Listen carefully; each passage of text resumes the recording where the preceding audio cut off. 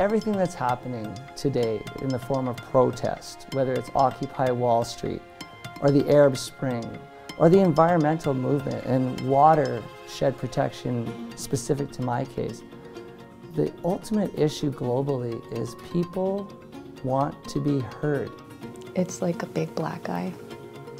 I guess the best way to describe it is a natural rape of the Mother Earth. That's the way I saw it. Because of social media, we're seeing that the general public is becoming much more opinionated about any kind of development. There's a definite disconnect between what the voter wants, what the public wants, and what is happening at the decision-making level. How do you get the credibility that's necessary for landowners to believe what you're saying? It needs to change. It has to change.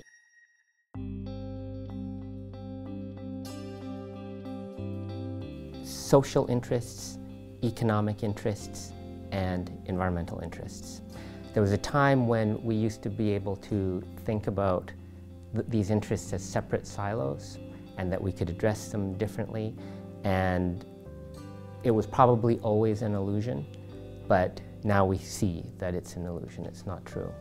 All of those are difficult issues, so I think we need to up our game, if you will, in terms of the basis for collaboration and engagement between industry and governments and the broad range of stakeholders that we talked about earlier. I think a critical component of success is to make that first step of having people come to the table willing to talk.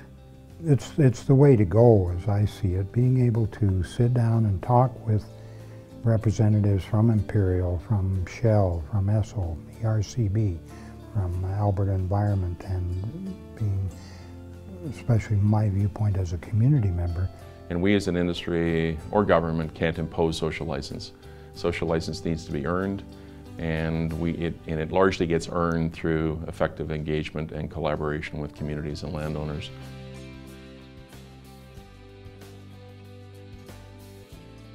In a very mobile, media-saturated society, we tend to forget about the basic relationship principles that go on between people.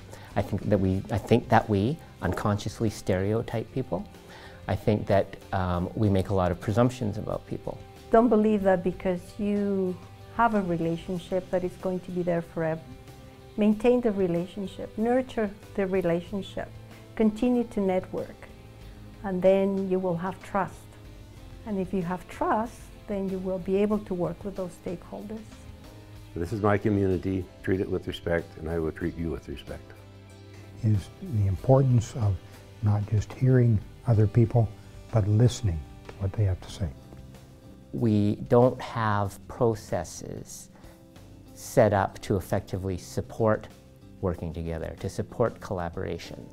And processes that are designed to level the power imbalance that might exist amongst stakeholders, to make sure that information that is trusted by everyone is available. Well, collaboration is not about compromise.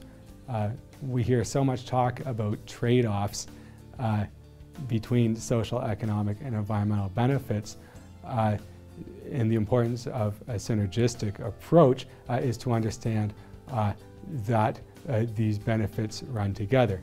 In fact, they're dependent on each other. Synergy provides that foundation for people willing to talk and try and find common ground, and allowing people to communicate their concerns, legitimate or otherwise.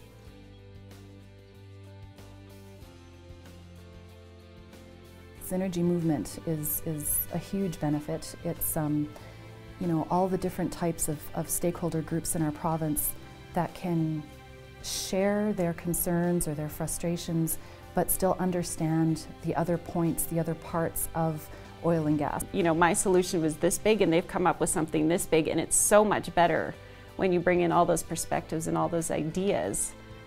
The things that come out of a group like that, it's incredible. I was presenting at the Synergy Alberta conference on the concept of protecting a watershed through synergy, but really synergy for a group such as the North Saskatchewan River is about collaboration and highlighting the strengths of different groups and utilizing those strengths. And the approach being, you know, making yourself available for people to find you and collaborate with you, but also for people to seek out collaboration is extremely important for small groups such as the ones that are involved in our particular water movement. We are all willing to learn and be proud of the process of having better environmental impacts, not within just our communities, but to also share that information with these other communities. They've learned from us and we've learned from them.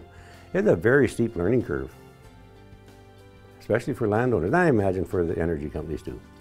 If we do it well, then I think we create a very fertile ground for innovation, for developing solutions that can be elegant in addressing the interests of each party, you know, providing solutions that each sector couldn't think of on their own within their own little box.